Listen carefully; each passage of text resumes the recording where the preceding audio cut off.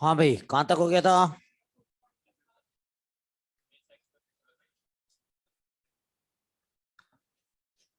Next चल रहा था अपना असेक्सुअल रिप्रोडक्शन।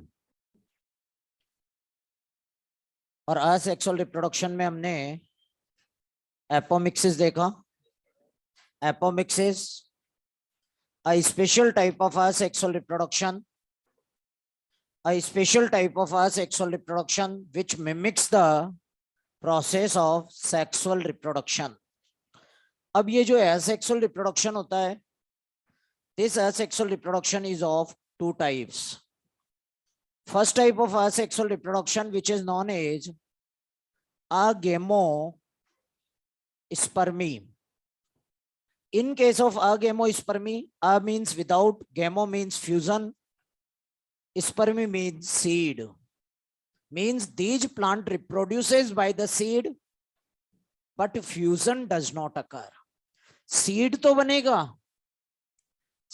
बनेगा लेकिन फ्यूजन नहीं होगा। और अगर फ्यूजन नहीं हो रहा, it means asexual reproduction. So here embryo and seed are formed. Embryo and seeds are formed, but fertilization does not occur. Means these plant reproduces by the seed. Second thing, that is known as vegetative propagation. And if we'll talk about the vegetative propagation or vegetative reproduction,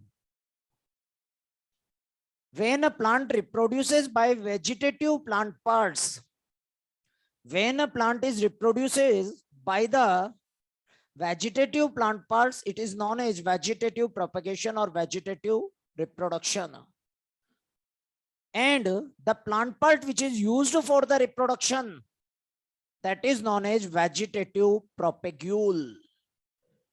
It can be of two types, either natural vegetative propagation or it can be artificial vegetative reproduction.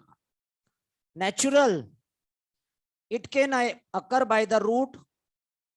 For example, dahlia, sweet potato.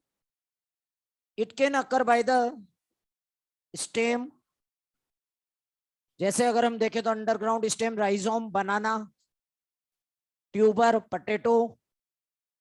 It can occur by the leaves or it can occur by fleshy bud bulbils, already studied in plant morphology. Artificial can occur by the two methods. First, cutting, and second is the grafting. Cutting any vegetative plant part which is separated from a plant and used as a vegetative propagule. A separated plant part used for the reproduction is known as cutting. जैसे root है, root का कोई part है, stem का कोई part है या leaf का कोई पार्ट है, जिसको हम सॉइल में लगा दें, नया प्लांट बन जाए, तो उसको हम बोलेंगे cutting. Most common method of artificial vegetative propagation. For example, this usually occur in rose, sugarcane. रोज में कटिंग आप में से ज्यादातर ने किया होगा, बहुत कॉमन प्रोसीजर है. रोज की ब्रांचेस कट की जाती है, जब कट की जाती है तो उन्हीं ब्रांचेस को हम सॉइल में लगा देते हैं. अगर फेवरेबल कंडीशन हो तो वो जो हमने ब्रांच लगाई है उससे नए प्लांट डेवलप हो जाते हैं. यही मेथड कटिंग है. But sometime root does not arises from the cutting. कई सारे प्लांट ऐसे होते हैं जिनमें कटिंग से रूट का डेवलपमेंट बहुत ज्यादा डिफिकल्ट होता है. Then these branches are dip in auxin, because auxin is root differentiating hormone. Root inducing hormone. तो रूट इंड्यूसिंग हार्मोन में डिप करते हैं, और जब रूट इंड्यूसिंग हार्मोन में डिप करते हैं तो उससे रूट का फॉर्मेशन इजीली हो जाता है। और यहां पर for root formation the lower part is dip in 2,4-D and NAA mainly, और ये दोनों के दोनों सिंथेटिक ऑक्सिन्स। याद रखना, auxin root inducing hormone. Best season for cutting rainy season. Rainy season is the best season because temperature is moderate and moisture is very high। और जब moisture ज्यादा होगा, टेम्परेचर मॉडरेट होगा, तो यहां पर मॉइस्चर ज्यादा होने की वजह से डिहाइड्रेशन के चांसेस कम हो जाएंगे। इसलिए best season cutting for best season for cutting is rainy. Another is grafting. In grafting one plant is grafted on the another plant. Here in this method, the vegetative character of two plants are obtained from a single plant. This grafting possible only in dicot. केवल dicot में possible होता है। Reason, in dicot open vascular bundle are present. याद रखना, grafting का ring arrangement और scattered vascular bundle से कोई लेना देना नहीं है। ग्राफ्टिंग जो पॉसिबल होती है that is possible due to the meristem, and meristem is present in the open vascular bundle in form of intrafascicular cambium. Here two plants are used. The plant which is used as a base, that is known as stalk, and it provides the basal part of plant. The plant which is grafted,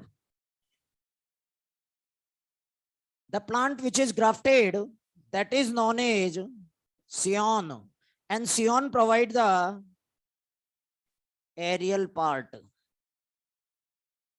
तो जो basal portion होता है, जो underground portion होता है, जो root system होता है, वो रूट सिस्टम तो होता है स्टॉक का, और जो शूट सिस्टम बनता है वो आता है सियोन का। और याद रखो, एक ही प्लांट पर एक से ज्यादा प्लांट का ग्राफ्टिंग किया जा सकता है। ऐसा नहीं है कि एक प्लांट पर एक ही ग्राफ्टिंग हो, एक से ज्यादा भी ग्राफ्टिंग पॉसिबल है। And the best season for grafting is spring. Why spring? Vascular cambium are more active in spring, और वैस्कुलर कैम्बियम ज्यादा एक्टिव होगी तो मेरिस्टेमेटिक टिश्यू जो होगा बहुत तेजी से डिवाइड करेगा, ज्यादा सेल्स का फॉर्मेशन करेगा। That is grafting. अब इस ग्राफ्टिंग से एक क्वेश्चन आता है। क्वेश्चन क्या आता है? A tetraploid plant is grafted on diploid plant.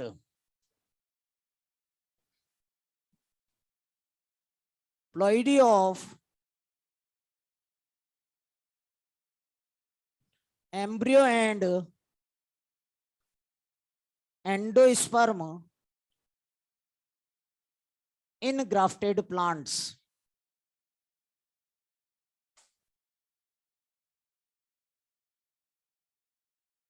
ठीक है भाई, ये क्वेश्चन आ गया। अब आपको यहां पहले, सबसे पहले तो ये आइडेंटिफाई करना है कि स्टॉक क्या और सियोन क्या। सियोन क्या है? हाँ भाई, scion is tetraploid, stock is diploid. अगर एरियल प्लांट पार्ट का पूछे तो सियोन यूज करना है, रूट या अंडरग्राउंड प्लांट का पूछे तो स्टॉक यूज करना है। Embryo and endosperm aerial plant part है, embryo and endosperm aerial plant part पर आते हैं, इसलिए आपको यहां पर सियोन का यूज करना है। ठीक है, फॉर्मूला याद रखना, for embryo, that is only for the grafting. For embryo, ploidy of embryo, that will be equal to ploidy of scion. जो भी सियोन की प्लॉइडी होगी वही एम्ब्रियो की प्लॉइडी होगी, because embryo is half of the male plus half of the female. ठीक है बेटा, और यहां पर मेल और फीमेल दोनों के दोनों सियोन से आ रहे हैं, तो दोनों मिलाकर सियोन के इक्विवेलेंट हो जाएंगे. Second, for endosperm, ploidy of endosperm, that is equal to 3/2 ploidy of scion. आ जाएगा आंसर भाई? बोलो भाई आंसर. एम्ब्रियो की प्लॉइडी, हाँ फॉरेन, सियोन फॉरेन है तो एम्ब्रियो भी फॉरेन होगा. एंडोस्पर्म, हाँ 6n, 3/2 into 4. क्लियर है बात यहां तक बेटा? This is a common procedure in rose, mango and many ornamental plants. आजकल मार्केट में अगर आप देखो तो मार्केट में डिजाइनर रोज मिलते हैं. डिजाइनर रोज का क्या स्ट्रक्चर, क्या स्पेशलिटी, कि एक ही प्लांट में अलग अलग कलर के रोज आते हैं. अलग अलग ब्रांचेस पर जो रोज आ रहे हैं वो अलग अलग कलर के आ रहे हैं. तो ये जो पॉसिबल हुआ है that is possible because of grafting.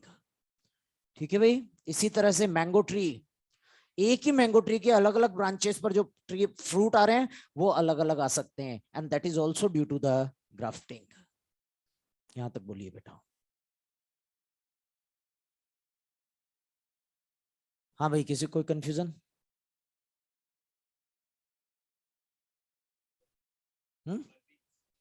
Bulbil or fleshy bud present in some plant for the process of reproduction. For example, agave,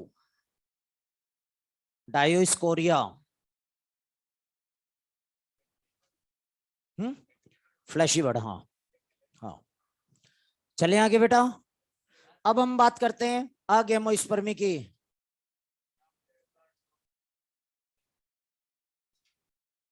बेटा इसमें कहीं मैंने मेल और फीमेल का डिफरेंस कहीं कुछ बताया? तो आपको ये मानकर चलना है कि या तो ये प्लांट मोनोशियस है या फिर इसमें बाइसेक्सुअल फ्लावर आ रहे हैं. भाई मैंने मेंशन ही नहीं किया, कहीं पर बताया ही नहीं. अगर बताया होता तो फिर आपको यहाँ पर सियोन में मेल और फीमेल को कैलकुलेट करके लिखना होता, लेकिन उस लेवल का क्वेश्चन आपके आएगा नहीं कभी भी. और अगर आता है तो जो नॉर्मल अपने सेक्सुअल रिप्रोडक्शन वाले फॉर्मूले वो काम कर जाएंगे फिर. चलिए, अगेमोस्पर्मी. If we'll talk about the agemospermy, different type of agemospermy.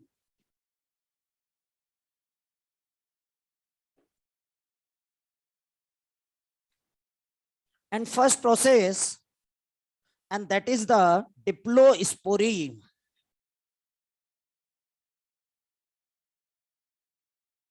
The first thing is diplospory.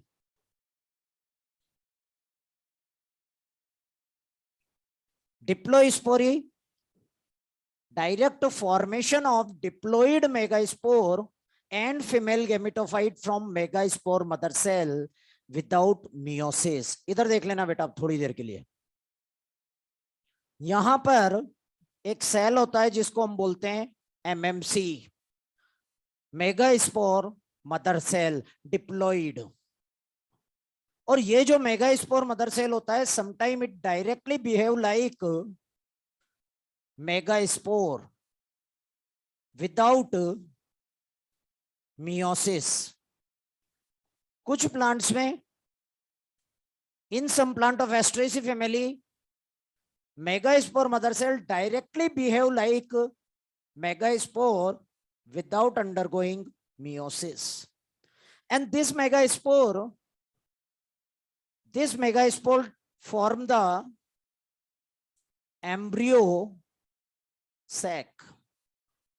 What is the ploidy of megaspore? N or 2n?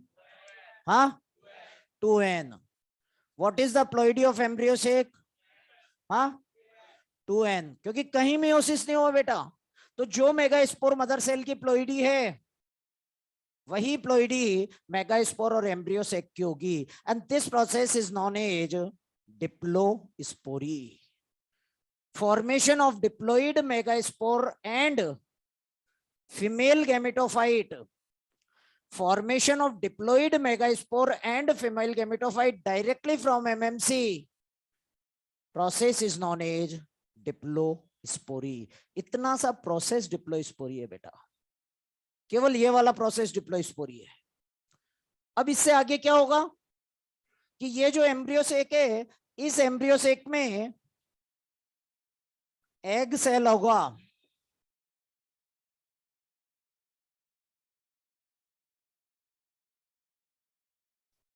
इस एम्ब्रियो सेक में एग, और ये एग क्या होगा, एन या 2n? हाँ पक्का. And this 2n egg directly works as zygote and form the embryo, and embryo form the organism or seed. ठीक है भाई, यहां से लेकर यहां तक का प्रोसेस, ये प्रोसेस तो कहलाएगा डिप्लोस्पोरी. ये वाला प्रोसेस देखो ध्यान से, सबको पता है ये क्या चीज है? थोड़ा सा ध्यान से देखो, बोलो भाई. इस प्रोसेस को पार्थेनोजेनेसिस, फॉर्मेशन ऑफ एम्ब्रियो और organism, formation of embryo or organism directly from the female gamete without fertilization is known as parthenogenesis. Clear है बात यहां तक बेटा? बोलो. यहां तक का प्रोसीजर डिप्लोस्पोरी, ये वाला प्रोसीजर पार्थेनोजेनेसिस. क्या यहां पर कहीं फर्टिलाइजेशन हुआ? बोलो. कहीं नहीं हुआ. Means a type of asexual reproduction, apomixis. और ये फिर embryo, it may form the seed. And this process occur in the some plant of Asteraceae family. For example, Parthenium terexum. ठीक है. इसके बाद सेकेंड प्रोसीजर आया एपोस्पोरी. एपोस्पोरी, एपोस्पोरी में क्या होगा? न्यूसिलस, इंटेग्यूमेंट. मॉड्यूल से अपन ने थोड़ा सा सीक्वेंस चेंज किया है. न्यूसिलस या इंटेग्यूमेंट, इनसे बना एम्ब्रियोसेक. एम्ब्रियोसेक को क्या बोलते हैं भाई? What is embryo sac? Female gametophyte. Embryo sac is what? Female gametophyte. पक्का. न्यूसिलस एंड इंटेग्यूमेंट, गैमेटोफाइट और स्पोरोफाइट. ये वाला स्पोरोफाइट और गैमेटोफाइट. हाँ, ये direct formation of gametophyte, direct formation of gametophyte from any cell of sporophyte other than MMC. अगर MMC से embryo sac बनेगा तो कहलाएगा डिप्लोस्पोरी, और एमएमसी के अलावा कहीं से भी बनेगा तो कहलाएगा एपोस्पोरी. ये क्या है? एन या 2n? हाँ भाई. न्यूसिलस एंड इंटेग्यूमेंट, एन और 2n? 2n. तो ये जो एम्ब्रियोसेक बना, एन या 2n, तो इसको हम बोल देंगे diploid, diploid female gametophyte, because the another term for the embryosac is female gametophyte. लेकिन ये फीमेल गैमेटोफाइट डिप्लोइड है, इसलिए हमने क्या बोला? Diploid female gametophyte. ये प्रोसेस कहलाएगा apospory. Apospory means formation of gametophyte formation of gametophyte directly from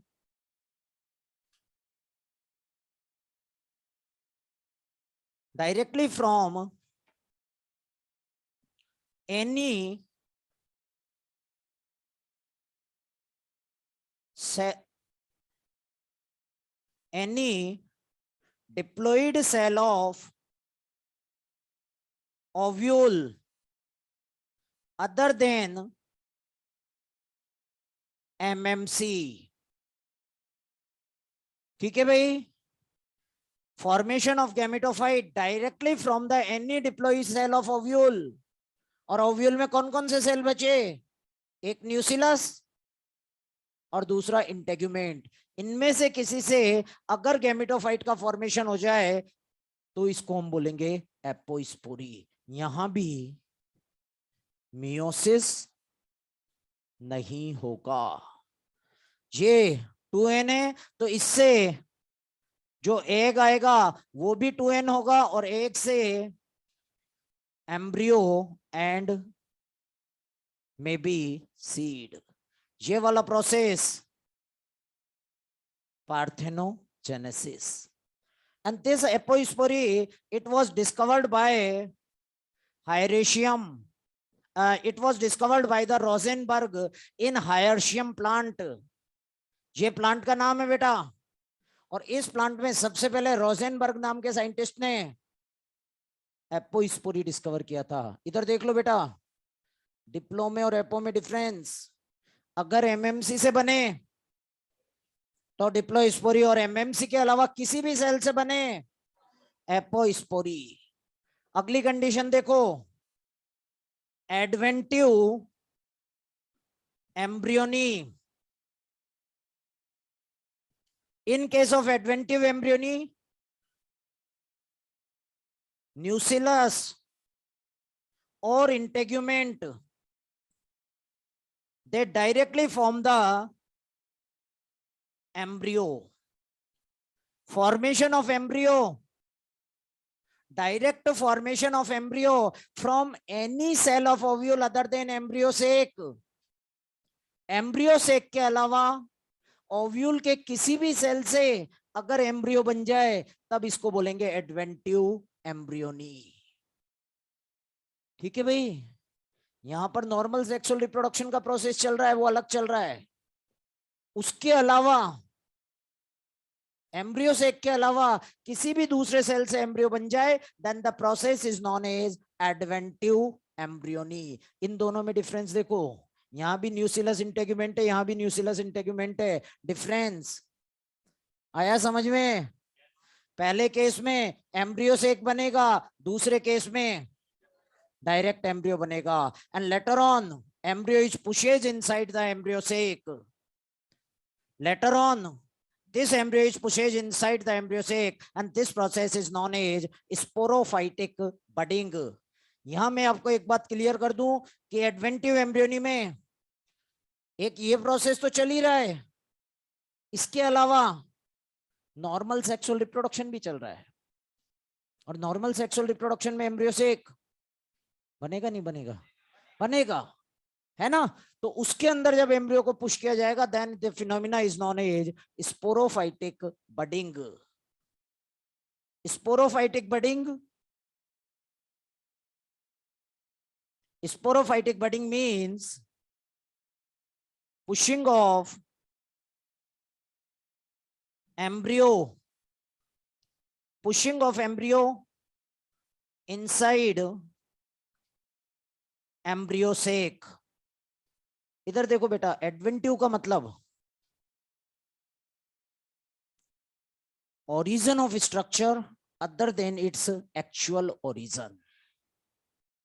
जैसे अपन ने एक जगह और पढ़ा था एडवेंटिशियस रूट, तो adventitious root are adventitious in origin, क्योंकि रूट का ओरिजिन होना चाहिए रेडिकल से, और रेडिकल के अलावा कहीं से भी हो जाए तो एडवेंटिशियस। इसी तरह से यहां पर हमने एडवेंटिव एम्ब्रियोनी, एम्ब्रियो का फॉर्मेशन एम्ब्रियो सेक के अलावा, क्योंकि आप देख लो कहीं इन दोनों प्रोसेस में ऊपर वाले में एम्ब्रियो सेक से एम्ब्रियो बन रहा है।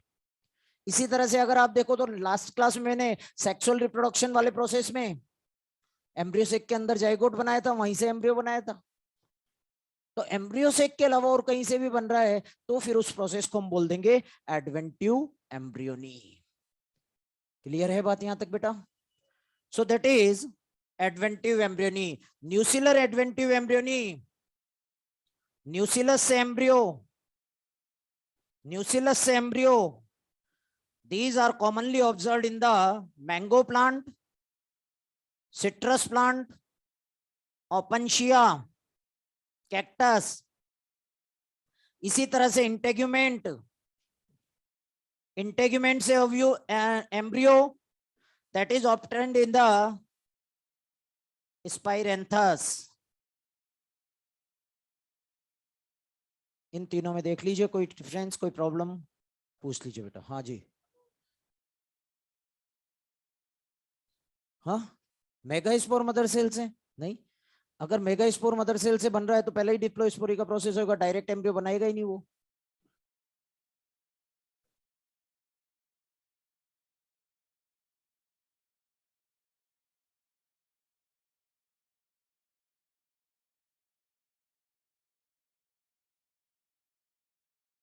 The practical significance of apomixis. याद रखो ये तीनों के तीनों procedure they are the part of apomixis, क्योंकि तीनों में आप देख लो क्या फ्यूजन हुआ है, बोलो कहीं फ्यूजन नहीं है।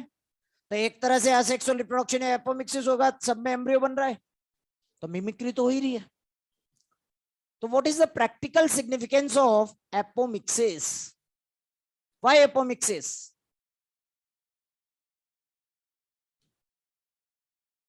Practical significance of apomixis. And apomixis is very important in the hybrid industry. अगर हम देखें तो farmer uses hybrid seed extensively. Reason होता है hybrids are superior than parents. होता है भाई, क्या कहते हैं इसको? हेटेरोसिस या hybrid vigour. hybrids are superior than parents, hybrids are superior than parents, and this phenomena is known as heterosis or hybrid vigor, and that's why farmer use hybrid seed extensively. अब क्या है, farmer seed खरीद कर लाया, seed को उसने field में लगाया और उन सीड से उसको 100 क्विंटल यील्ड मिला। फार्मर ने इनमें से 10,000 सीड सेपरेट किए और इन सीड्स को नेक्स्ट जनरेशन में लगा दिया, लेकिन जब उसने नेक्स्ट जनरेशन में लगाया तो उसको यील्ड 75 क्विंटल ही मिला। क्या फार्मर इस यील्ड लॉस को बियर करेगा? बोलो नहीं करेगा। तो फार्मर क्या करेगा? दोबारा से सीड खरीद कर लाएगा। And this loss occur because of segregation of hybrid character. Due to the sexual reproduction, segregation of hybrid character occur, and that's why yield loss occur, and farmer has to purchase new seed every year. बात समझ में आई यहां तक? बोलो। अब अपन ने क्या किया कि यहां पर ये जो प्लांट लाए, ये जो सीड लाए, उनसे जो प्लांट सीड, ये जो 100 क्विंटल यील्ड आई वो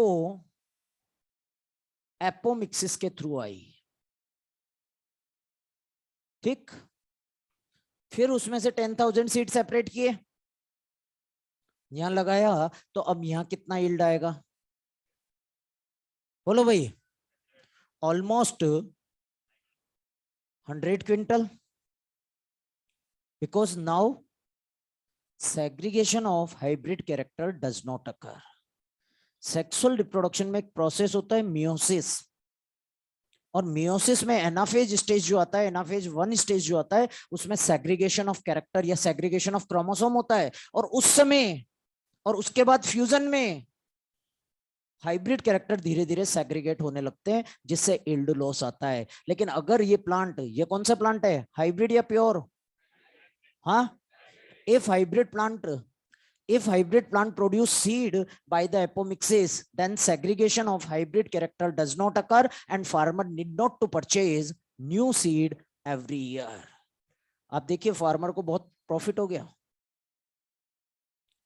अगर आपने कभी हाइब्रिड सीड परचेज किया हो तो आपको पता होगा हाइब्रिड सीड बहुत कॉस्टली आता है बेटा, और कुछ क्रॉप्स तो ऐसी हैं जिनमें बहुत ज्यादा एक्सपेंसिव है। तो अगर उन क्रॉप में हम एपोमिक्सिस से सीड बना लेवे तो फार्मर्स को हर साल नया सीड नहीं खरीदना पड़ेगा, फार्मिंग जो होगी उसकी कॉस्ट कम हो जाएगी। And that is the practical significance of apomixis. Practical significance of apomixis, that if hybrid plant produce seed by apomixis, then segregation of characters, segregation of hybrid characters do not occur, and farmer need not to purchase new seed every year. बोलो भैया समझ में आई बात? बोलो। अब हम बात करते हैं कुछ छोटी छोटी टर्म की जो हमने यहां भी ली। पहली टर्म आती है parthenogenesis, and parthenogenesis is formation of embryo from egg without fertilization। बिना फर्टिलाइजेशन के एम्ब्रियो का formation, that process is known as parthenogenesis. इधर देख लो, ये लिख रखा, ये process parthenogenesis. Second apogamy, formation of embryo और sporophyte from any cell of embryo sac other than without fertilization।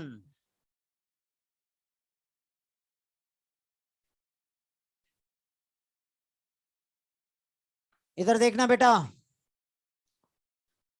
अगर हम देखें तो एम्ब्रियो सेक में 3 type of cell, egg, synergid, antipodal. ठीक है, सेंट्रल सेल की बात नहीं कर रहे हैं बेटा अपन, हम एग, सिनर्जिड, एंटीपोडल। अगर एग से एम्ब्रियो बने, अगर एग से बिना फर्टिलाइजेशन के एम्ब्रियो बने तो कहलाएगा पार्थेनोजेनेसिस, और अगर सिनर्जिड और एंटीपोडल से एम्ब्रियो बन जाए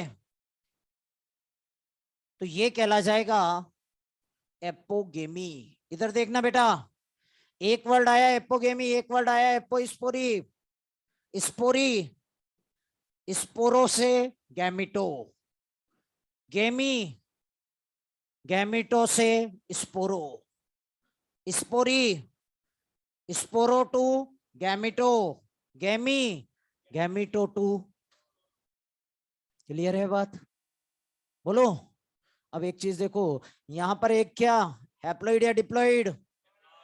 हाँ, diploid embryo. So this parthenogenesis is known as diploid parthenogenesis. if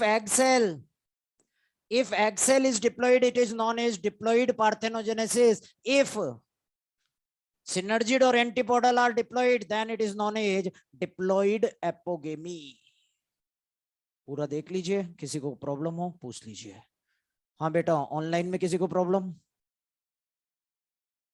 online में किसी को प्रॉब्लम बेटा?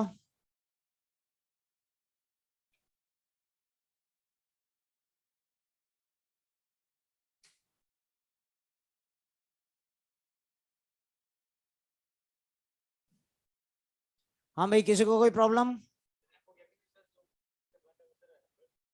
अभी एप्लॉइड है। अगर ये वाला केस आ जाता, अगर जैसे डिप्लोइस्परी वाला केस है, तो डिप्लोइस्परी में एग डिप्लॉइड है, तो एम्ब्रियो से डिप्लॉइड है, तो यहाँ पर एंटीपोडल और सिनर्जी भी डिप्लॉइड होते, तो फिर वो डिप्लॉइड एपोगेमी हो जाती।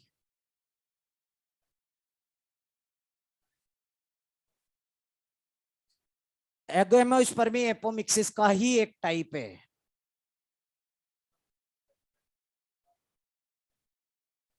अगेमोस्पर्मी इसलिए बोला था, फॉर्मेशन ऑफ सीड, यहां पर प्लांट जो है वो सीड के थ्रू प्रोपेगेट हो रहा है, लेकिन फ्यूजन नहीं हो रहा। हाँ भाई, क्लियर है। अब एक टर्म आता है poly embryony.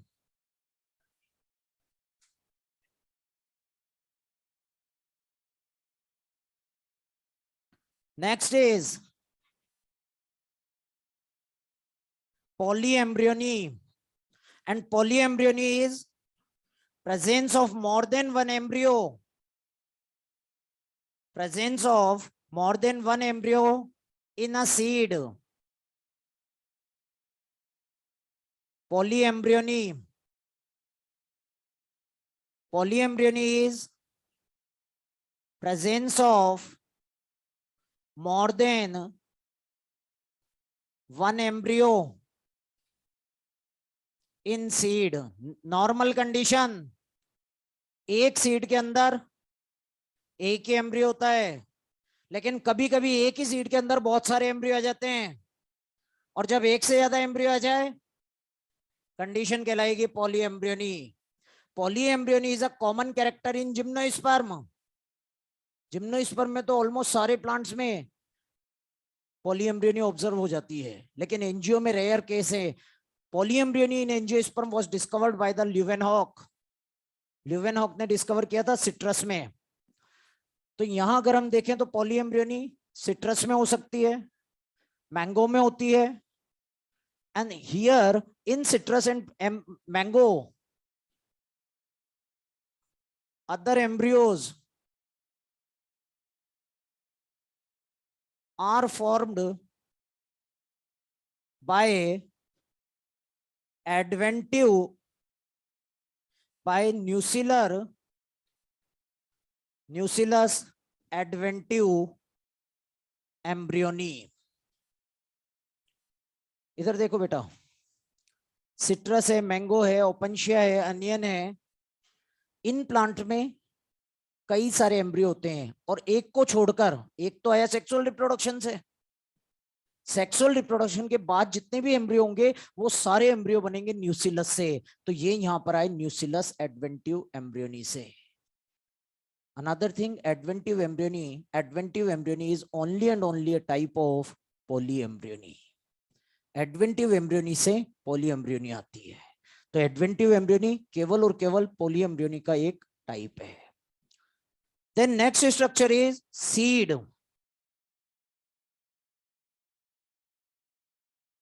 And if we'll talk about the seed, seed is the final product of sexual reproduction.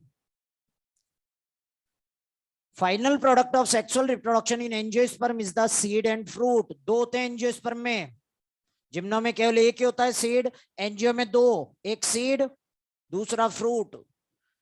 Final product of sexual reproduction is seed, and seed is ovule form,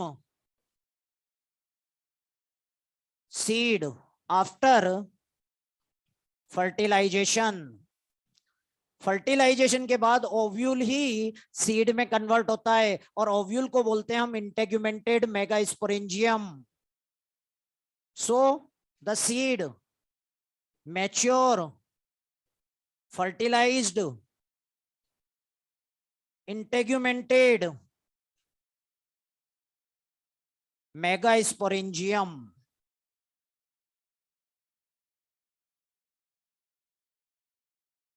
ठीक है भाई। एक term और आता है kernel. Kernel, part of seed present inside seed coat.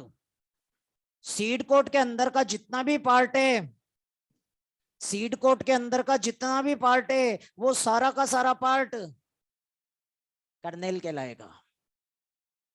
Seed coat को हटा दो, बाकी जो भी आपको मिला सब कर्नेल।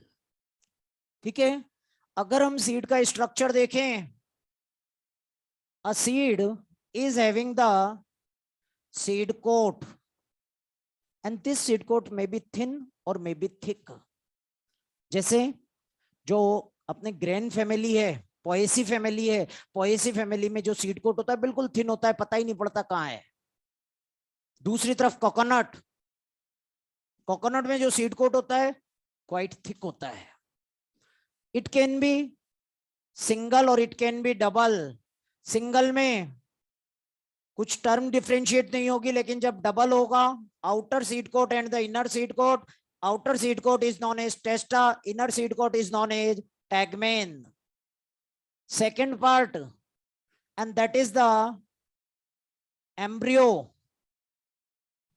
सीड का दूसरा पार्ट एम्ब्रियो, और ये जो एम्ब्रियो है, this is made up of two part, one that is known as embryonal axis and second that is known as cotyledons.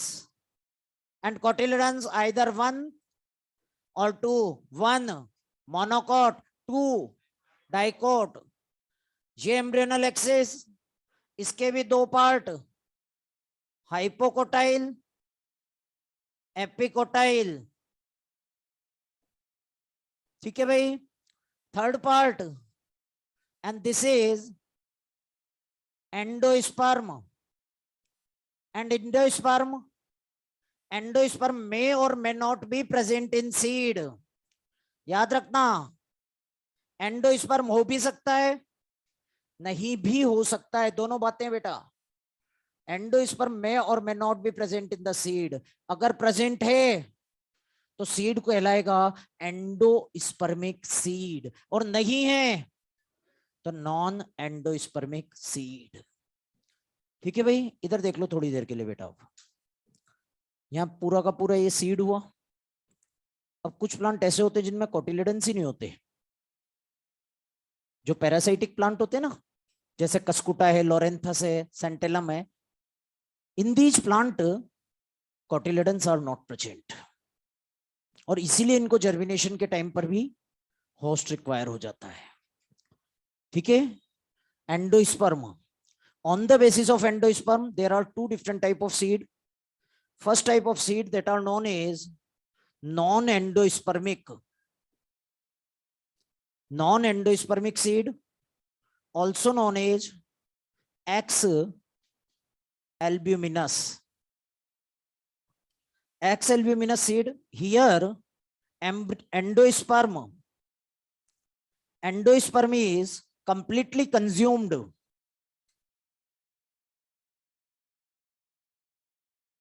during embryo development.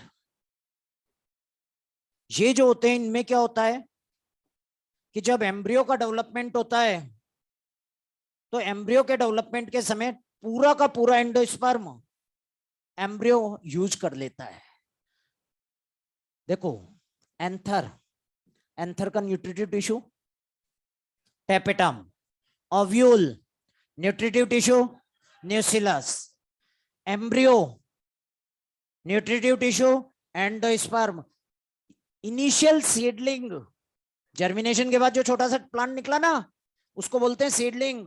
Initial seedling, nutritive tissue, either endosperm और cotyledons. तो ये जो plants होते हैं, in plant में क्या होता है कि एम्ब्रियो डेवलपमेंट के टाइम पर पूरा का पूरा फूड एम्ब्रियो कंज्यूम कर लेता है या कोटिलेडन में ट्रांसफर हो जाता है। So here endosperm is not present. In seed, endosperm is not present, and that's why these seed are known as non-endospermic. General condition, dicot plant. जो डाइकोट प्लांट्स होते हैं, डाइकोट प्लांट में usually non endospermic seed होता है। In dicot plant, usually non-endospermic seed are present, but there is a family. नाम बताओ भाई family का जो डाइकोट है लेकिन एंडोस्पर्मिक सीड. हाँ, सोलेनेसी, सोलेनेसी फैमिली. इसी तरह से कैस्टर, ये दोनों है तो डाइकोट, है तो डाइकोट, लेकिन इनमें सीड एंडोस्पर्मिक होता है. ठीक है भाई, याद रहे ये डाइकोट फैमिलीज हैं, ये डाइकोट प्लांट है लेकिन इनमें सीड एंडोस्पर्मिक. और कैस्टर होता है ना बेटा, कैस्टर में जो ऑयल होता है, कैस्टर ऑयल आता है मार्केट में, वो इसी एंडोस्पर्म से मिलता है. कैस्टर ऑयल जो मिलता है वो कैस्टर के एंडोस्पर्म से मिलता है. इधर देखो कैस्टर में एंडोस्पर्म में, कैस्टर को मैंने पेरिस्पर्म में भी बताया था और कैस्टर को मैंने कैरेंकल में भी बताया था. Castor is a plant in which seed is endospermic, perispermic and also have caruncle. Second is non endosperm, second is endospermic or albuminous. Endospermic or albuminous, here endosperm is not consumed completely during embryo development, and that's why endosperm is also observed in the seed. तो in plant में food का storage, in plant में seed में food का storage endosperm में होता है.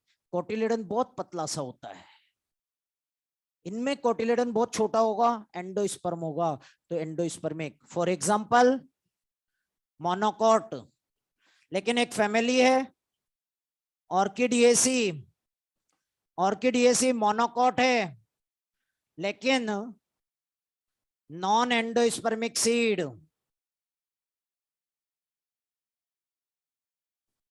ठीक है भाई. अब अगर हम डायग्राम देखें कुछ सीड के, दिस इज द मेज सीड.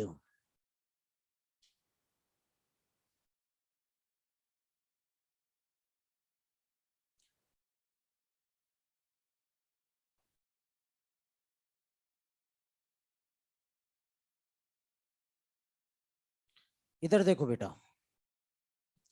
ये वाला पूरा portion, this portion is endosperm.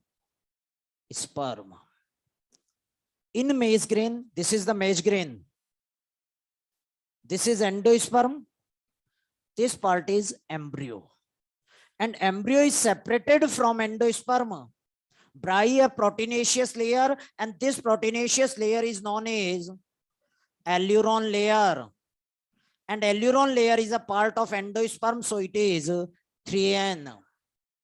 ठीक है भाई, ये वाला part that is pericarp plus seed coat. In maize, caryopsis fruit is present, and in caryopsis fruit, pericarp fuse with the seed coat. याद रखना कैरियोप्सिस फ्रूट होता ही है, और कैरियोप्सिस फ्रूट में पेरिकार्प और सीड कोट दोनों आपस में फ्यूज कर जाते हैं, अलग अलग पता नहीं चलता. ये वाला पार्ट एम्ब्रियो, और एम्ब्रियो में ये साइड में एक सिंगल कोटिलेडन क्या कहलाया था, a single cotyledon of monocot plant is known as. तो ये वाला पार्ट हो गया स्क्यूटेलम, यहां पर एम्ब्रियोनल एक्सिस, और एम्ब्रियोनल एक्सिस में सबसे आउटर कवरिंग कॉलियोप्टाइल, नीचे की तरफ कॉलियोराइजा, ये वाला पूरा पार्ट प्लेम्यूल, और यहां पर ये रेडिकल. ठीक है भाई, क्लियर है डायग्राम, अच्छी तरह से याद रखना भाई. इसी तरह से बंगाल ग्राम का देखें, चना, बंगाल ग्राम और ग्राम इस तरह से होगा, और यहां पर एक छोटा सा मार्क दिखाई देगा. This is known as micropyle and this structure is hilum or the scar. ठीक है भाई, क्लियर है दोनों डायग्राम? बोलो. यहां पर अपने मॉड्यूल में और एनसीईआरटी में अनियन, कैस्टर, कैस्टर और अनियन के भी डायग्राम दिए हुए हैं, तो ये डायग्राम अपने को याद रखने हैं. अब आप मॉड्यूल में निकालिए पेज नंबर 127. हाँ भाई, ऑनलाइन में कोई क्वेश्चन? हाँ, एपोस्पोरी डिप्लोस्पोरी से सीड बन सकता है बेटा? नहीं. एंडोस्पर्म हैप्लॉइड नहीं है बेटा, ट्रिप्लॉइड है. एंडोस्पर्म हैप्लॉइड होता है जिम्नोस्पर्म में, हम एंजियोस्पर्म की बात कर रहे हैं. हाँ भाई, पेज नंबर 127. इधर देखो, ये मेज ग्रेन और मेज ग्रेन में ये endosperm, and this endosperm contains large quantity of starch. Starchy endosperm is present in, special point में देखो 127 पर, starchy endosperm is present in the wheat, rice and maize. ठीक है भाई. दूसरी बात, यहां मैंने लिखा Orchidaceae family, non endospermic seed, Orchidaceae family, non endospermic seed, monocot. Orchidaceae family, Podostemaceae family and Trapaceae family, 3 family है बेटा ये. ऑर्किड, ट्रापा, पोडोस्टिमोन, इन तीनों फैमिली में क्या होता है? डबल फर्टिलाइजेशन तो होता है, डबल फर्टिलाइजेशन तो होता है, लेकिन एंडोस्पर्म बनता ही नहीं है, इसलिए इन तीनों में नॉन एंडोस्पर्मिक सीड है. ठीक है बेटा. यहां जो डिफाइन किया हमने, यहां हमने डिफाइन किया कि एंडोस्पर्म बना तो सही लेकिन पूरा कंज्यूम हो गया, इसलिए नॉन एंडोस्पर्मिक हुआ. ऑर्किडिएसी में एंडोस्पर्म बना ही नहीं, इसलिए non endospermic. In Orchidaceae, Podostomidaceae and Trapeaceae family, endosperm is not developed. Another thing, maize. In maize and coconut, maize and tomato. In maize and tomato, endosperm contains more than one type of cell. Endosperm के अंदर एक से ज्यादा type के cell आ जाते हैं, और जब एक से ज्यादा टाइप के सेल आ जाएं, then it is known as mosaic endosperm. आपने देखा होगा मेज को, मक्का का भुट्टा देखा है बेटा? मक्का के भुट्टे में पूरे के पूरे ग्रेन एक सिंगल कलर के, लेकिन कभी कभी आप देखना कुछ ग्रेन्स जो आते हैं ऑफ कलर आ जाते हैं, कि पूरा कोप तो येलो कलर का है, कोई जो है वो ब्राउन कलर का सीड आ गया. देखा है कभी? ब्राउनिश ग्रेन आ जाता है, और उस ब्राउनिश ग्रेन के अंदर भी अगर आप देखो तो स्पॉट्स बने हुए होते हैं, तो उसको बोलते हैं mosaic endosperm. Mosaic endosperm means presence of more than one type of cell inside the endosperm, that is known as mosaic endosperm. इसी तरह एक होता है बीटल नट, सुपारी. सुपारी पामी फैमिली या एरेकेसी फैमिली का प्लांट है, जिसमें कोकोनट आता है ना अपने, उसी फैमिली का प्लांट है, उस फैमिली को बोलते हैं पामी या अरेकेसी. तो ये जो बीटल नट या अरेका नट होता है, इन बीटल नट और areca nut endosperm is present as a layer, rough layer की फॉर्म में होता है. कभी आपने सुपारी देखी है, फील किया उसको कभी? तो आप फील करोगे रफ होता है पूरा. And this rough, this structure, this is known as ruminate endosperm. याद रखना, इन एरेका नट और betel nut, Arecaceae family, endosperm is present as a rough layer and that is known as ruminate endosperm. Clear है बात? अब इधर देखो दोबारा, ये अपना सीड, सीड कोट N या 2N? हाँ भाई, सीड कोट N या 2N? पक्का 2N. न्यू या पेरेंटल प्लांट? न्यू कॉम्बिनेशन और parental plant? Parental plant because it derived from the integument. Embryo N और 2n, हाँ, न्यू और ओल्ड, पक्का 2n, न्यू लिख दूं या ओल्ड लिख दूं, और एंडोस्पर्म n और 2n और 3n, हाँ 3n, कितने सीड की बात कर रहा हूं, सीड कितने, एक, जीनोटाइप, हाँ भाई जीनोटाइप आपके सामने, बताओ नंबर ऑफ जीनोटाइप,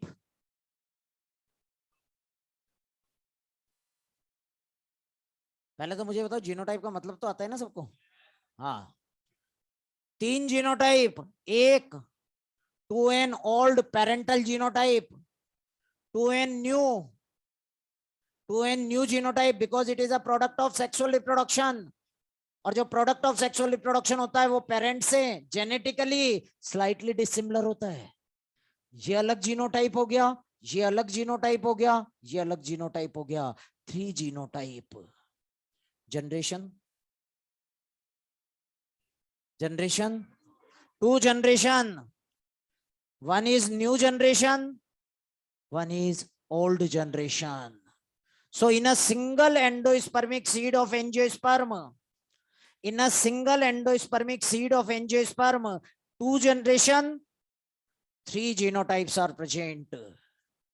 बात समझ में आई, देख लो 3 जीनोटाइप कैसे हैं, एक बार फिर देख लो, seed coat, seed coat represent कर रहा है पेरेंटल जीनोटाइप को, एम्ब्रियो ये न्यू डिप्लॉइड जीनोटाइप को रिप्रेजेंट कर रहा है, और ये 3n जीनोटाइप है, तो दो तो 2n जीनोटाइप हो गए और एक 3n जीनोटाइप हो गया, total 3 genotype, 2 generation, one is new generation, another is old generation, a single seed, अपने लास्ट में जहां स्पेशल पॉइंट दिया ना वहां पर ये दिया हुआ है बेटा, a single seed, a single endospermic seed of angiosperm possesses 2 generation, 3 genotype, clear है बात, बोलो, so this is seed. Now during the seed formation changes occur,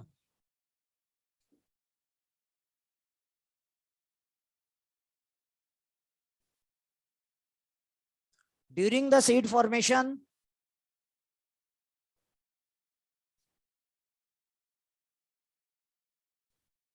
during seed formation integument get converted in hard seed coat.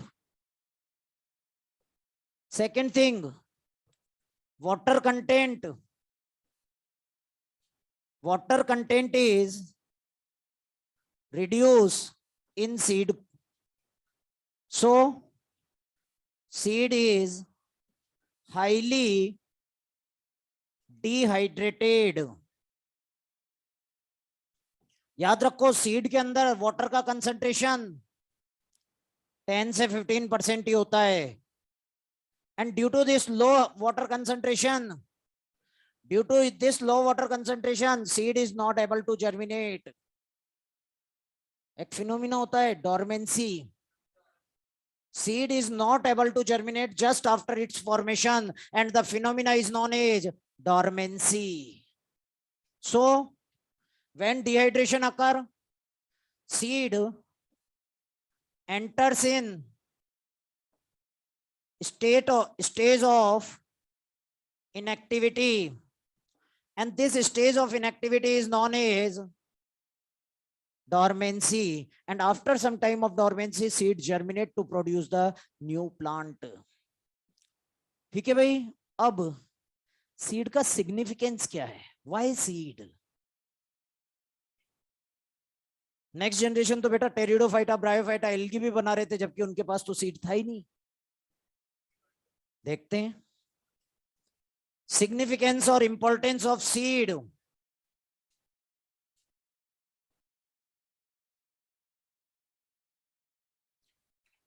First importance, process of sexual reproduction in angiosperm is independent to water. So seed formation is more reliable or dependable for continuity of species. इधर देखना बेटा, सबसे बड़ा significance कि seed का formation water dependent नहीं है, और वाटर डिपेंडेंट नहीं होने की वजह से दिस बिकम मोर रिलायबल और dependable method for continuity of species. NCERT में केवल यहीं तक दिया है बेटा, और इसी वजह से ये दिक्कत आ जाती है कि ये बोल क्या चाह रहा है। तो याद रखो, ये कंटिन्यूटी ऑफ स्पीशीज के लिए बात हो रही है। इधर देखो, मेरे पास दो प्लांट है, एक प्लांट है क्रिप्टोगेम और एक प्लांट है फेनेरोगेम्स। फेनेरोगेम्स में सीड आते हैं, यस और नो? आते हैं ना। फेनेरोगेम में दो, जिम्नो और एंजियो। मेरे पास एक प्लांट तो है फेनेरोगेम्स का और एक प्लांट है क्रिप्टोगेम्स का। प्लांट है, अब इनमें रिप्रोडक्शन की बात आई, और जब इनमें रिप्रोडक्शन होने वाला था, just before to date water is not available. Continuity of species किस में रहेगी? क्रिप्टोगेम में, फेनेरोगेम में, या दोनों में? Water is not available at the time of reproduction. Continuity of species can be maintained in phanerogame, cryptogames or both? Phanerogames, क्योंकि फेनेरोगेम्स को रिप्रोडक्शन के लिए वाटर की रिक्वायरमेंट नहीं है, वो बिना वाटर के भी सीड बना देगा, और सीड अगर बना दिया उसने तो अगली जनरेशन आ जाएगी। क्योंकि लास्ट क्लास में मैंने बोला था seed is the miniature plant of next generation. लेकिन अगर ब्रायोफाइटा, टेरिडोफाइटा या एल्गी को रिप्रोडक्शन के टाइम पर वाटर नहीं मिला, क्या वो जनरेशन कंटिन्यू कर पाएंगे? बोलो। तो ये एक बेटर मेथड है, बेटर अप्रोच है to maintain the continuity of species. Second, seed show better strategies for dispersion, and that's why the plant can be develops in the new environment. Seed बहुत easily एक जगह से दूसरी जगह disperse हो सकते हैं, इनमें अलग अलग मेथड ऑफ डिस्पर्शन होता है, और इस वजह से ये नई नई लोकेशन पर जाकर कॉलोनाइज हो सकते हैं, डेवलप हो सकते हैं। Third,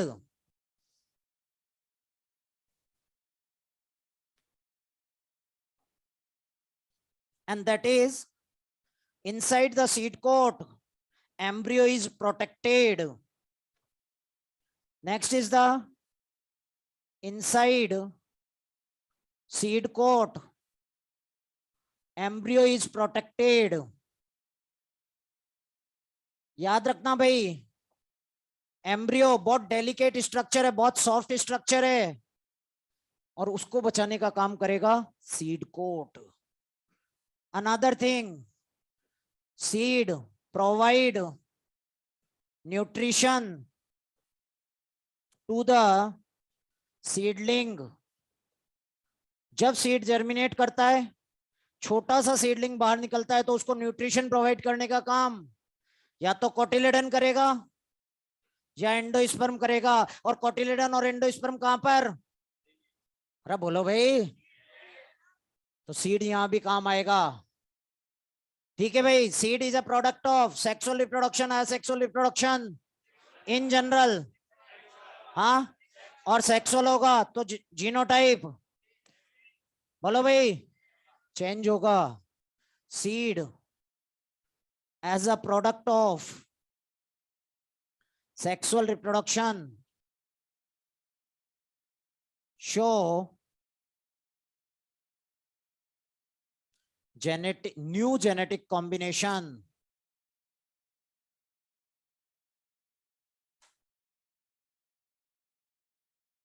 Another thing, seed can be easily stored.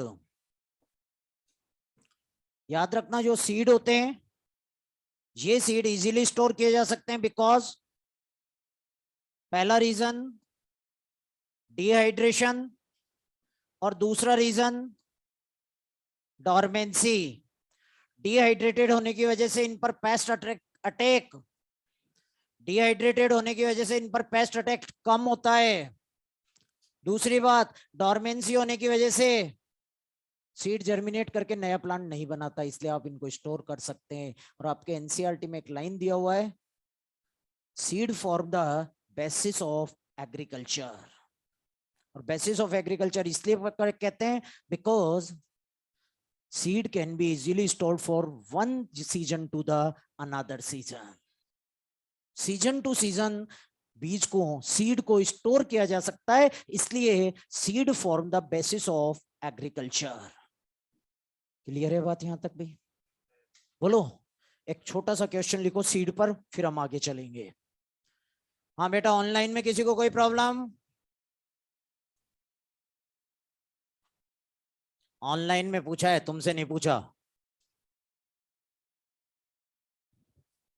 Question लिखिए how many meiotic divisions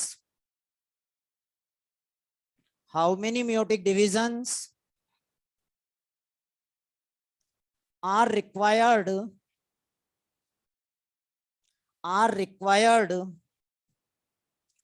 to form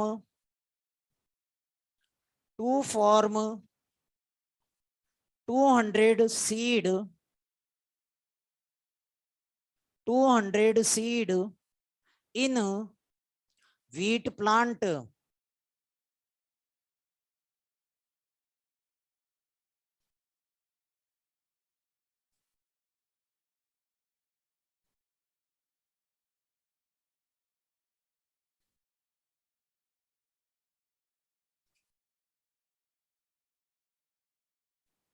बोलो भाई, सीधा सा formula 5/4 multiplied by number of seed.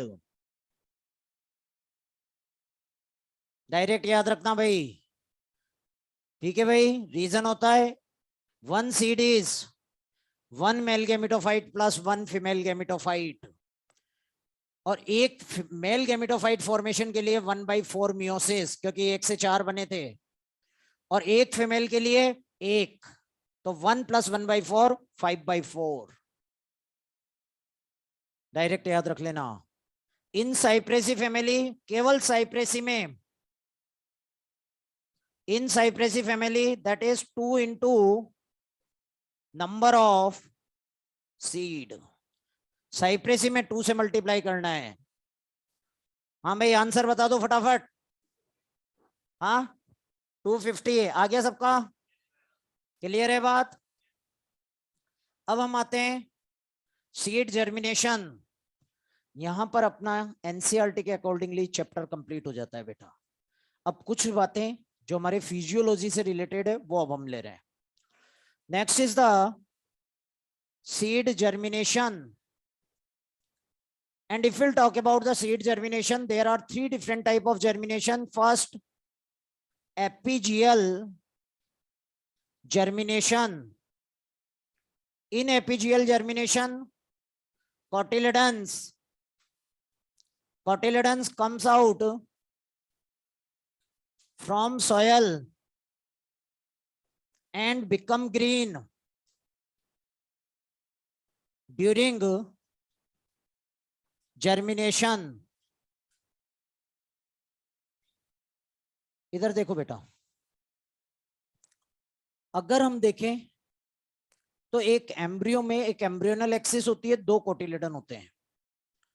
जब जर्मिनेट करता है तो प्लीम्यूल वाला पार्ट जो होता है वो शूट सिस्टम बनाता है, और रेडिकल वाला पार्ट रूट सिस्टम बनाता है। Sometime what happen, the cotyledon comes out from the soil, और जब ये सोयल से बाहर आ जाते हैं तो सनलाइट की वजह से ग्रीन हो जाते हैं, क्योंकि इनमें क्लोरोप्लास्ट बन जाता है, फोटोसिंथेसिस करने लग जाते हैं। तो इस तरह के जर्मिनेशन को बोलते हैं epigeal. And epigeal germination occur because the growth of epicotyl, epicotyl का जो ग्रोथ होता है वो हाइपोकोटाइल के ग्रोथ से कम होता है। हाइपोकोटाइल ओवरग्रो करता है, और जब हाइपोकोटाइल ओवरग्रो करेगा it put pressure on the cotyledons, क्योंकि हाइपोकोटाइल कौन सा पार्ट है? Part of embryonal axis below then the cotyledon. तो जब ये हाइपोकोटाइल कोटिलिडन पर प्रेशर करेगा तो ये कोटिलिडन बाहर निकल जाएंगे, ग्रीन हो जाएंगे। For example Capsella, for example castor. Second type hypogeal, and in hypogeal germination cotyledon remain under soil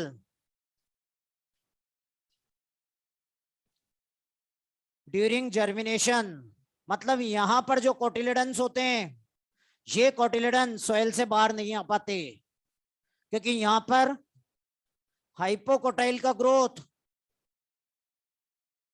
hypocotyl का ग्रोथ एपिकोटाइल के ग्रोथ से कम होता है।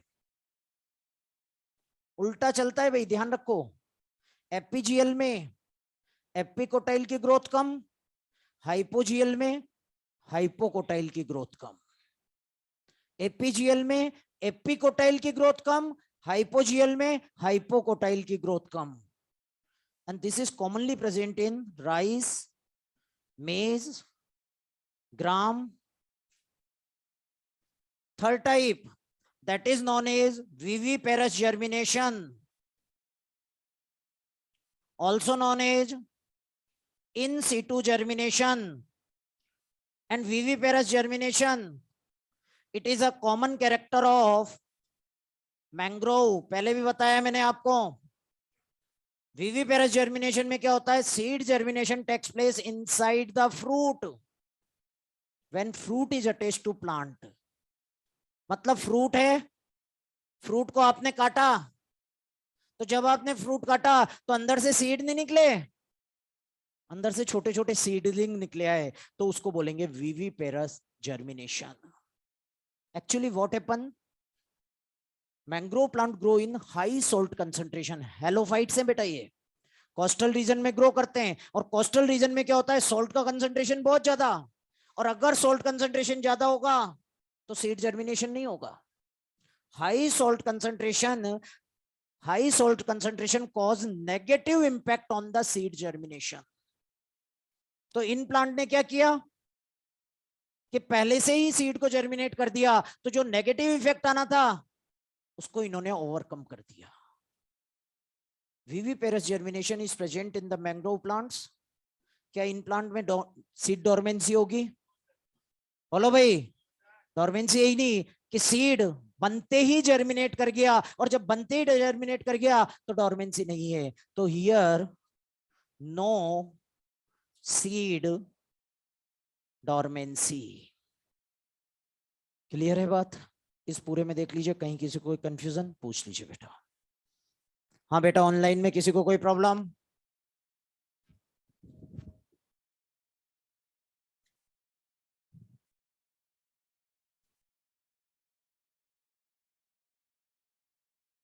चलें आगे भाई।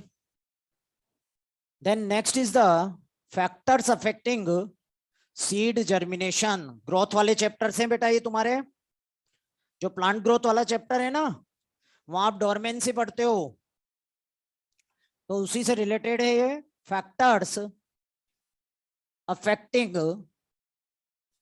Seed germination. And most important factor that is the water or the moisture। Water and moisture, that is the most important factor for the seed germination। याद रहे, सबसे ज्यादा यही है। बाकी सारी कंडीशन आप प्रोवाइड भी कर दो ना, और अगर मॉइस्चर नहीं है तो सीड जर्मिनेट नहीं करेगा। ये क्या क्या करेगा? Water is required for rupturing of seed coat, and rupturing of seed coat, it occurs due to the imbibition. इधर देखो बेटा, अब थोड़ी देर के लिए इधर देख लो। अगर हम बात करें वाटर और मॉइस्चर की, तो water and moisture enters in the seed through the micropyle and the seed coat. दो जगह से हो सकता है। सीड कोट भी वाटर को एब्जॉर्ब करता है, वाटर इम्बाइबेशन करता है, और अंदर जो मटेरियल है कर्नेल वाला पार्ट जो है वो भी इम्बाइबेशन शो करता है। लेकिन इंटरनल पार्ट में इम्बाइबेशन एक्सटर्नल पार्ट के कंपैरिजन में ज्यादा है। अंदर ज्यादा इम्बाइबेशन हो रहा है, बाहर कम इम्बाइबेशन हो रहा है, क्या होगा? बोलो भाई, अंदर ज्यादा हो रहा है, बाहर कम हो रहा है। अंदर इम्बाइबेशन ज्यादा है, बाहर कम है, क्या होगा? ये फट जाएगा।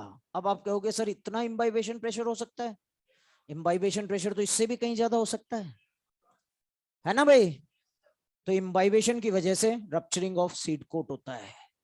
Second, this is also responsible for hydration of protoplasm. अगर आपको याद हो तो सीड में हमने लिखा था सीड इज हाईली डिहाइड्रेटेड, 10 से 15% वाटर है, और 10 से 15% वाटर पर प्रोटोप्लाज्म डोरमेंट स्टेज में चला जाता है, इनएक्टिव स्टेज में चला जाता है। तो उसको एक्टिव करने के लिए वाटर चाहिए, and this water comes due to the endosmosis. Third thing, when hydration of protoplasm occur, it leads to the activation of enzyme. ये एंजाइम एक्टिवेट करेगा, और ये एंजाइम्स जो होंगे ये सीड जर्मिनेशन में इन्वॉल्व होंगे। Second factor, that is temperature. And temperature is required for the enzyme activity. अगर हम देखें तो less than 5 degree, more than 45 degree, no seed germination. और जर्मिनेशन क्यों नहीं होगा? क्योंकि लेस देन 5 डिग्री पर एंजाइम इनएक्टिव हो जाएंगे, और 45 डिग्री पर डीनेचर हो जाएंगे। जब एंजाइम एक्टिव नहीं होंगे तो सीड जर्मिनेट नहीं करेगा। Optimum temperature that is 20 to 25 degree centigrade. Third condition, oxygen, and oxygen is required for the oxidation of food during germination. इधर देखो बेटा, oxygen is required for the oxidation of food. और oxidation क्यों? Energy के लिए। और energy के लिए because seed germination is energetically active process. बहुत ज्यादा एनर्जी चाहिए, और वो एनर्जी मिलेगी ऑक्सीडेशन ऑफ फूड से। तो ऑक्सीजन रिक्वायर्ड। और इसी वजह से अगर कोई सीड ज्यादा गहराई में चला जाता है ना, deeply Son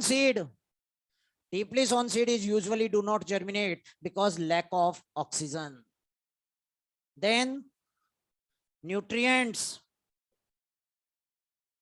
and here nutrition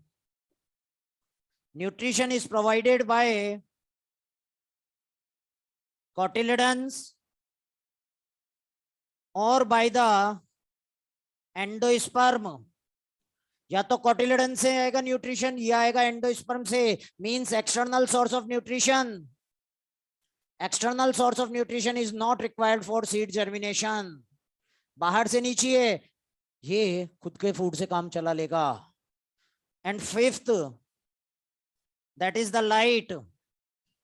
और लाइट की अगर हम बात करें तो लाइट यूजुअली नॉट रिक्वायर्ड। ठीक है भाई। अब कुछ स्पेशल पॉइंट जो अपने लास्ट में दिए हुए हैं। और पहला special point, maximum fat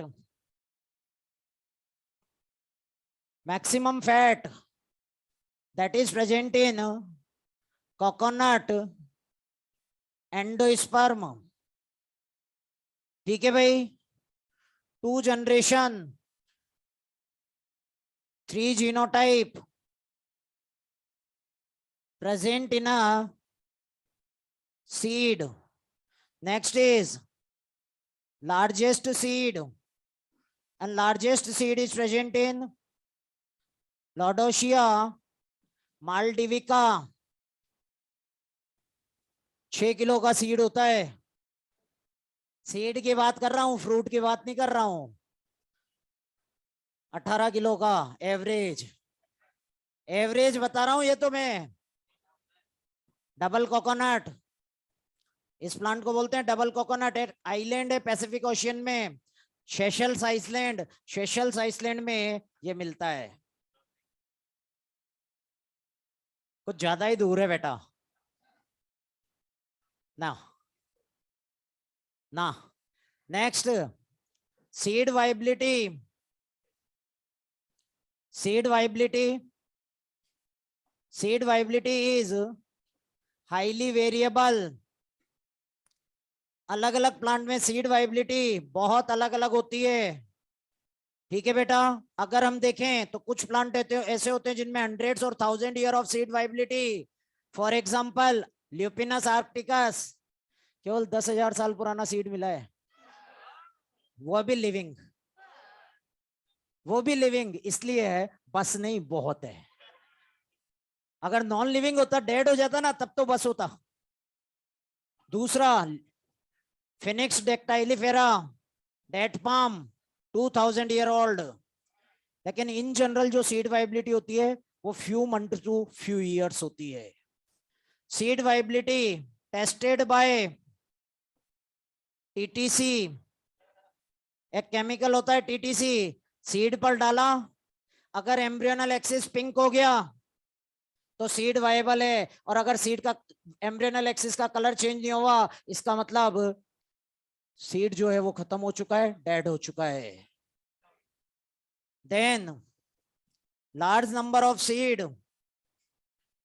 large number of tiny seed, they are present in orchid, striga, Orobanche, Ficus. ये सारे प्लांट ऐसे जिनमें बहुत सारे छोटे छोटे सीड प्रेजेंट होते हैं। ठीक है भाई, क्लियर है बात यहां तक? मॉड्यूल निकालिए, 3-4 मिनट और लूंगा, उसके बाद फिर हम ये टॉपिक कंप्लीट करेंगे। हाँ भाई, मॉड्यूल में निकालिए page number 146, question number 1। Page number 146, question number 1। और क्वेश्चन नंबर 1 में देखिए, इन क्वेश्चंस को किस तरह करना है वो बता रहा हूं। इसमें दिया हुआ है what would be the number of chromosome in aleurone layer. आपको ये पता होना चाहिए कि एल्यूरोन लेयर क्या है। N, 2N, 3N, 3N identify करना है। और आपको दिया हुआ है सिनर्जिड। सिनर्जिड क्या? हाँ, N, 8 हो जाएगा। Question number 7, which one of the following is surrounded by a callus wall. याद रखना, जो माइक्रोस्पोर मदर सेल होते हैं उनके चारों तरफ भी कैलोस का लेयर होता है to separate the microspore mother cell from each other. हर माइक्रोस्पोर मदर सेल को अलग करने के लिए कैलोस का लेयर आता है। इसी तरह से this is also present in microspore tetrad. वहां भी होता है बेटा, इसीलिए तो 3 डी जनरेट करते हैं बेटा। अगला question, exercise second, third, question number 44। If the leaf of Capsella, ये थर्ड एक्सरसाइज है, क्वेश्चन नंबर 44 है। Leaf of Capsella, chromosome number 46, और पूछा किसमें? एंडोस्पर्म में। हाँ भाई, लीफ क्या है? N, 2N, 3N। हाँ, 2N, 2N इक्वल टू 46 दिया हुआ है, एंडोस्पर्म निकल जाएगा। अगला क्वेश्चन देखिए, question number 54। When a diploid female plant is crossed with a tetraploid male, ये मैंने करवा दिया था वैसे आपको। मेल प्लांट दिया हुआ है 4n और फीमेल दिया हुआ है 2n, एंडोस्पर्म निकालना है।